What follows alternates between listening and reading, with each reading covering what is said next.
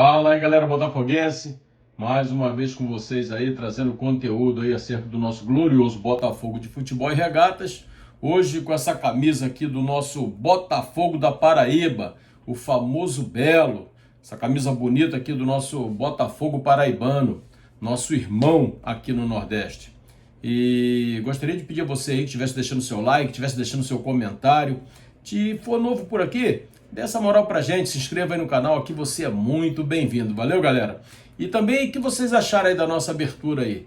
Estamos tentando melhorar a cada dia os nossos vídeos, os nossos conteúdos, tentando dar uma cara bacana para os nossos vídeos aí. Espero que vocês tenham gostado aí dessa abertura aí, valeu? Vamos estar falando sobre o nosso glorioso Botafogo de Futebol e Regatas logo depois da nossa vinheta.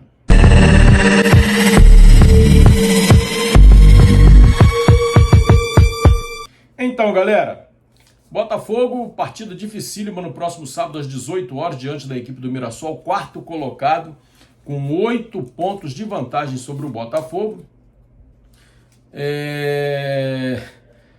Talvez seja o adversário mais complicado para a gente aí nesse segundo turno. O Botafogo vem com uma campanha horrorosa, uma campanha quase de zona de rebaixamento nesse segundo turno. Aliás, o Vasco, né, que era dado aí como provável rebaixado, é o melhor time do retorno aí, é o líder do segundo turno do Campeonato Brasileiro. E o Botafogo está capengando aí, como a gente tem visto aí em todos os jogos aí, salvo algumas exceções. Faz aqui um jogo bom aqui, um jogo bom ali, mas via de regra os jogos são ruins, né? E aí, algumas pessoas têm comentado, né? Como, por exemplo, o nosso grande Jefferson, talvez aí o segundo goleiro mais respeitado da história do Botafogo, né? Ficando aí atrás do Manga, talvez. Mas um goleiro super respeitado no Botafogo, apesar de não ter conquistado um título brasileiro, por exemplo, como o Wagner conseguiu. Mas o Jefferson está no coração do torcedor botafoguense pela dedicação que teve com o Clube da Estrela Solitária, com o amor que sempre dedicou ao Botafogo. Lembrando que o Jefferson optou por jogar a segunda divisão com o Botafogo e dispensou uma proposta muito boa aí do mundo árabe na época, se eu não me engano, para ganhar um bom salário, mas ele optou por ficar no Botafogo para jogar a segunda divisão com o Botafogo. Isso demonstra o amor e o carinho que ele sente pelo clube. E Jefferson diz que o Botafogo precisa ter uma identidade. E é isso que a gente vem dizendo aqui reiteradas vezes, né? Que o Botafogo não tem um padrão de jogo, o Botafogo não tem uma cara. O David Ancelotti não conseguiu dar uma padronização para o Botafogo. Ele não conseguiu definir um padrão de jogo, ele não conseguiu definir a maneira como ele gosta de jogar, se ele gosta de jogar com 2 atacantes infiltrados na área, se ele gosta de jogar com 2 pontas, se ele gosta de jogar com 3 cabeças de área, né, 3 volantes ou 2 volantes. Ele inventa jogador na posição de zagueiro por conta das deficiências que nós temos hoje. Enfim, a realidade é que David não conseguiu dar um padrão para o Botafogo. A gente reconhece que ele teve muitas dificuldades, como contusões, venda de jogadores, isso tudo dificulta, mas também ele demonstrou incapacidade para poder estar à frente do Botafogo. Isso aí está claro para todo mundo.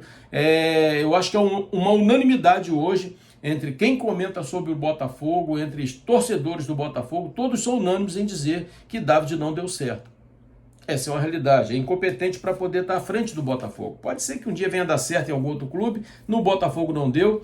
Já disse aqui várias vezes que eu acho que ele jamais vai ser um treinador de ponta, jamais, porque apesar de toda a dificuldade, ele teve condições de dar uma cara para esse time e não deu. Mas isso aí, a gente já bateu muito em cima dessa tecla, não vamos ficar batendo mais, né?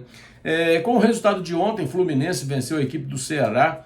Aliás, uma falta mandrake que o árbitro inventou ali pro Fluminense e acabou saindo o gol do Fluminense, lá um gol de falta do René.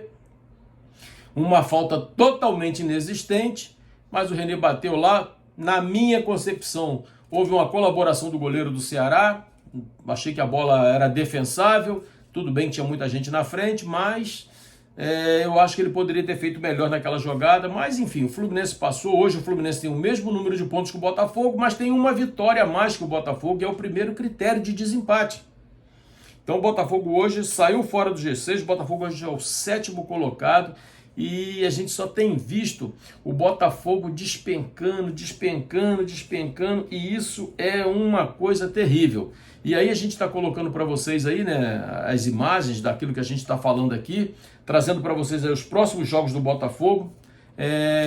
Tem um jogo ou outro que a gente poderia considerar fácil, né? Como, por exemplo, pegar o Sport Recife. Teoricamente é um jogo fácil, mas diante de tudo que o Botafogo vem fazendo nesse segundo turno, nesse Campeonato Brasileiro, aliás, em toda a temporada, eu não vou cravar que nenhum jogo vai ser fácil. Empatar com o Santos, por exemplo, foi uma tragédia. Teoricamente seria um jogo fácil. Então o Botafogo ainda vai amargar muito sofrimento até o final da temporada. Eu falei ontem e vou repetir novamente, eu não vou torcer para Flamengo e Palmeiras. Flamengo já está na final da Libertadores, aí, um jogo duríssimo ontem, mas eu não vou ficar torcendo para adversário ser campeão de nada para poder favorecer o Botafogo. Eu acho que o Botafogo tem obrigação de se classificar para a Libertadores sem ter que depender de ninguém. Apesar de todas as limitações, apesar de todas as contratações equivocadas, tem elenco para poder ficar pelo menos entre os 6. E isso não está acontecendo. Então eu não vou ficar aqui torcendo para adversário. Eu quero que os adversários todos percam. Eu não vou ficar vendo o torcedor flamenguista aqui tirando onda com a minha cara. Torcedor palmeirense, jamais vou torcer. Botafogo que faça o seu papel. E se não fizer, que amargue aí uma Sul-Americana para poder aprender a administrar melhor os recursos, administrar melhor o elenco, administrar melhor uma temporada. Porque a temporada foi muito mal administrada. E aí o culpado é John Textor, o culpado é Tairo, o culpado é todos os envolvidos que estão aí à frente do Botafogo. Essa é a grande realidade. Então, vocês viram aí o Botafogo saiu do G6, viram aí os próximos jogos. E agora a gente vai trazer um negócio interessante para vocês, que é um comparativo entre David Ancelotti e Renato Paiva. O contestado Renato Paiva, que eu aqui cansei de bater. E continuo batendo, tá? Um treinador fraco. Mas se a gente comparar David Ancelotti com Renato Paiva, nós vamos perceber o seguinte. O David conseguiu, jogando no Newton Santos até agora, 13 pontos. 13 pontos o David conseguiu jogando no Newton Santos. Conforme vocês estão vendo aí. O Renato Paiva também conseguiu 13 pontos. Até aí ok, né? Estão empatados. Mas qual é o fato interessante dessa informação? É que o David realizou 10 jogos no estádio Newton Santos para conseguir 13 pontos. O Renato Paiva, o contestado Renato Paiva, realizou 5 jogos e conseguiu os mesmos 13 pontos.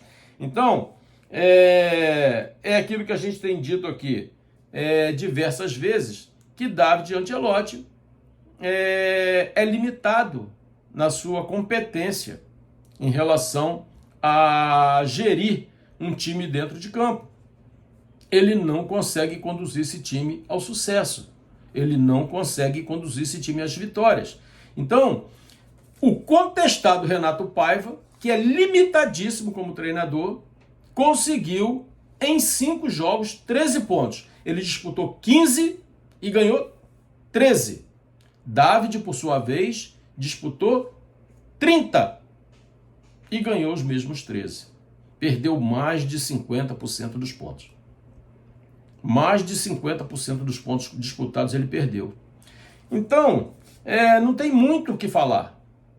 Não tem muito o que falar. A gente percebe nitidamente que